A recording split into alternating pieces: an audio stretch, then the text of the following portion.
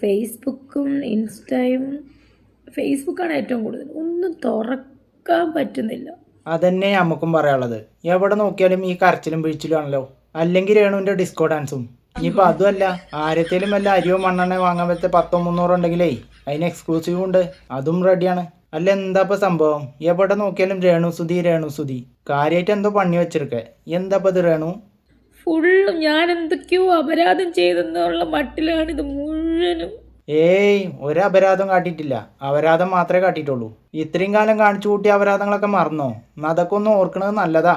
പിന്നെ ഈ കരച്ചില്, ഇത് മറ്റേ ബിഗ് ജോസിലേ എൻ്റെ പൊന്ന് തത്തമ്മേ ഇതിന് കണ്ണൂല്ലേ ഇങ്ങനെയൊക്കെ പറഞ്ഞത് ഓർക്കണുണ്ടോ? ഈ പെർഫോമൻസേ നേരത്തെ തന്നെ ജനങ്ങൾ കണ്ടിങ്ങോണ്ടേ ഇതങ്ങോട്ട് ഒത്തില്ല. പിന്നെ എങ്ങനെയെന്നല്ലല്ലോ നേരത്തെ പറഞ്ഞിരുന്നത്, അതൊക്കെ മറന്നോ?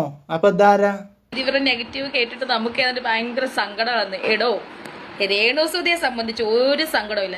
നീയൊക്കെ അവിടെ നെഗറ്റീവ് അടിക്കും, ഞാൻ ഇങ്ങനെ ഉയർന്നു ഇപ്പൊ ഉയർന്നിട്ടേ അങ്ങ് ബഹിരാകാശത്തെത്തി. പക്ഷെ ബഹിരാകാശത്തെത്തിയിട്ടേ രേണുസുതിക്ക് വലിയ കാര്യമൊന്നുണ്ടെന്നേ എനിക്ക് തോന്നണില്ല. കാരണം എന്താന്ന് വെച്ച് കഴിഞ്ഞാലേ വശീകര എന്നെഞ്ചിനിക്ക് ഇതൊക്കെ പാടി കേൾക്കാൻ അവിടെ ആളുമില്ല. പിന്നെ മറ്റേ 299 ഇല്ലേ മറ്റേ സബ്സ്ക്രൈബ്, അത് ചെയ്തിട്ടേ പഴം തൊലിച്ച് കാണാൻ അവിടെ തീരെ ആളില്ല. ഇവിടെ ആണെങ്കിലേ മറ്റേ കാമക്കോയിലും കാമത്തവളൊക്കെ പിന്നാലെ നടന്നിട്ടേ ഓരോരോ കോണത്തിലെ ചോദ്യങ്ങളും ചോദിക്കും. എന്നിട്ട് അതിനാണെങ്കിലോ രേണുവിൻ്റെ വക അഹങ്കാരവും ജാടയൊക്കെ പാടെ കൂട്ടിക്കുവച്ചിട്ടേ ഒരു ഉത്തരവും. ഇത് അതിന്റെ ചെറിയൊരു സാമ്പിൾ ഒന്ന് കണ്ടോക്കി. ഏതാണ് അതിനകത്ത് കൊണ്ടാട്ടം? ഇതിന്റെ പേരാണോ? ഞങ്ങൾ മറ്റേ ഉണക്കമുളക് എന്നാ പറയുന്നത്. കൊണ്ടാട്ടം ഞാൻ പറയാറ്. ഇത് നല്ല ഉപ്പാണ്, നല്ല ടേസ്റ്റ് ആണ്. അയ്യോ, കൊണ്ടാട്ടം എന്താണെന്ന് പോലും അറിയില്ല പാവം. സത്യം പറഞ്ഞു കഴിഞ്ഞാലേ ഞമ്മക്കുണ്ട് കൺഫ്യൂഷന്, ഇതിലേതാണ് ഇപ്പോൾ കൊണ്ടാട്ടം എഴുതിയിട്ട്. രേണുവച്ചി വന്ന വഴി വല്ലാതെ അങ്ങോട്ട് മറന്നു പോകുന്നു. ഒരു കാലത്ത് ചോറിന് കറിയില്ലാതെ തൊണ്ടയിൽ നിന്ന് ഒരു ഉരുള ചോറ് ഇറങ്ങാൻ വേണ്ടിയിട്ടേ ഈ കൊണ്ടാട്ടം ഉണ്ടായിരുന്നുള്ളൂ. അതാണ് രേണുവച്ചി മറന്ന്. അല്ല, ഞാനിപ്പോൾ ആരോടെ ഈ മറവിൻ്റെ കാര്യം പറയണല്ലേ? വീടില്ലായിരുന്നപ്പോഴേ വീട് വെച്ചു കൊടുത്ത ആൾക്കാരെ മറന്നു.